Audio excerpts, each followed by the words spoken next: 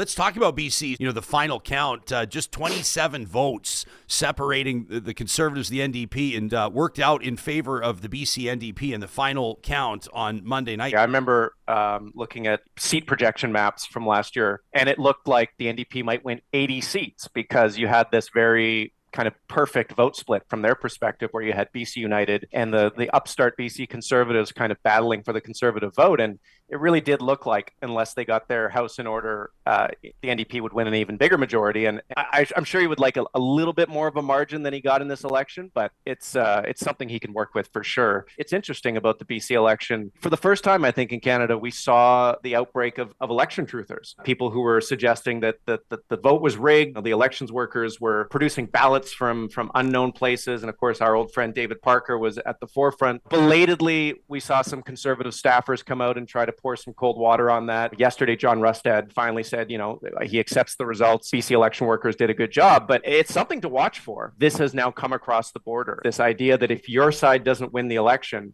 and it's close, you can just pretend that it was fraudulent or that, it didn't happen.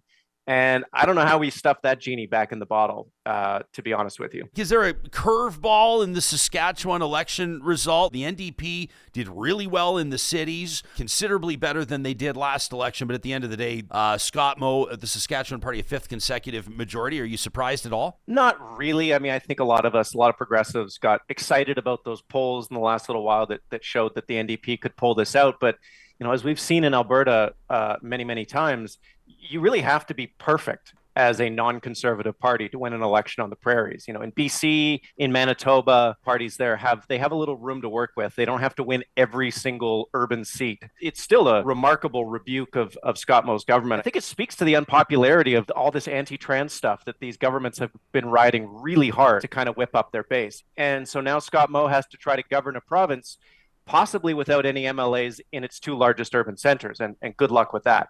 Other side of the country, like way across Canada, I think maybe a few people are at least surprised that Nova Scotia's Premier Tim Houston's called an election. To your point, I don't think voters get that agitated about these sorts of procedural issues. I'm sure there are a small number of people who really believe in the purity and sanctity of the system, but most people just want their problems addressed. And if he can make the case that a fresh majority government will help him do a better job of helping them with their day-to-day lives, I really don't think voters are going to care. We've seen a bunch of conservative incumbent governments go to the polls lately and get their butts handed to them, almost in Saskatchewan, definitely in New Brunswick, definitely in Manitoba.